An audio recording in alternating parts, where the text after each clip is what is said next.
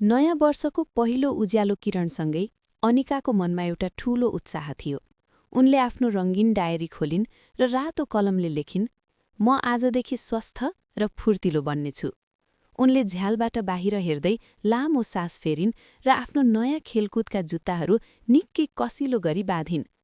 "अब मेरो नयाँ यात्रा सुरु भयो," उनले मुस्कुराउँदै भनिन्।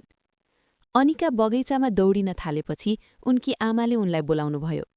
"अनिका, जब तिमी यसरी दौडिन्छौ, तिम्रो मुटुले छिटो छिटो रगत पम्प गर्छ, जसले तिमीलाई बलियो बनाउँछ," आमाले सम्झाउनुभयो।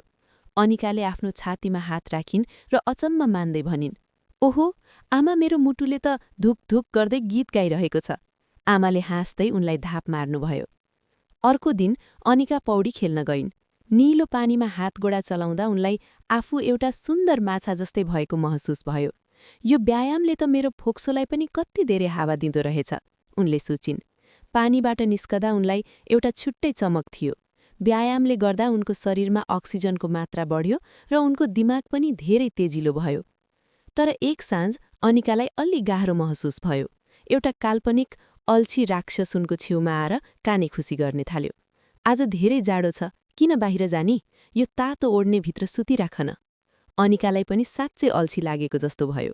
उनले आफ्नो ओढ्ने तानेर मुख छोपिन् र सुत्ने तर्खर गरिन्। त्यही दिन अनिका एउटा जन्मदिनको भोजमा गइन्। त्यहाँ टेबुलभरि मिठा मिठा मिठाई, चिल्लो पत्रुखाना र केकहरू थिए। उनलाई ती मिठाई खान निकै मन लाग्यो, तर उनले आफ्नो डायरीको बाचा सम्झिन्। चिल्लो र गुलियो खानाले एकछिनलाई मात्र खुसी दिन्छ, तर फलफुलले सधैँलाई शक्ति दिन्छ, उनले आफैलाई भनिन्। उनले एउटा ठूलो रातो स्याउ रोजिन् र स्वाद लिई खान थालिन्। भोलिपल्ट बिहानै उनको साथी रोहन ढोकामा आइपुग्यो। "अनिका, हेर त, आज मौसम कति राम्रो छ, आऊ सँगै खेलौं," रोहनले उत्साहका साथ भन्यो।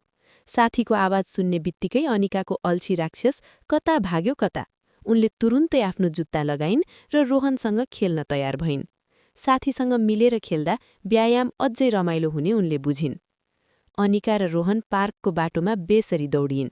उनीहरूको मुटु बलियो हुँदै थियो र शरीरमा नयाँ ऊर्जा भरिएको थियो।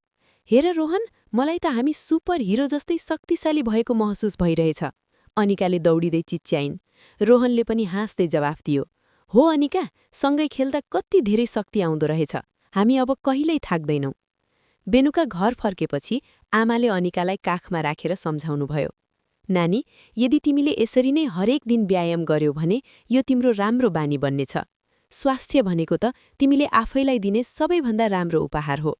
अनिकाले आमाको कुरा ध्यान दिएर सुनिन् र बुझिन् कि यो यात्रा त जीवनभर स्वस्थ रहनका लागि हो।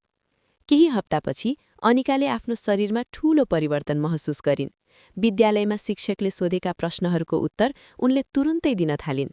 व्यायामले उनको मुटु र फोक्सो मात्र होइन, उनको दिमाग पनि धेरै सचेत र छिटो बनाएको थियो। "व्यायामले त मेरो पढाइमा पनि जादु जस्तै काम गर्दो रहेछ," उनले आफ्नो डेस्कमा बसेर खुसी हुँदै सोचिन्। अब अनिका र रोहन सधैँ सँगै खेल्छन्। उनीहरूको मित्रता जस्तै उनीहरूको स्वास्थ्य पनि बलियो भएको छ। नयाँ वर्षको त्यो सानो बाचा अब उनीहरूको जीवनको सुन्दर हिस्सा बनेको थियो। स्वस्थ शरीर, खुसी मन भन्दै उनीहरू पार्कको हरियो चौरमा रमाउन थाले। अब उनीहरूलाई कुनै पनि अल्छी राक्षसले रोक्न सक्ने छैन।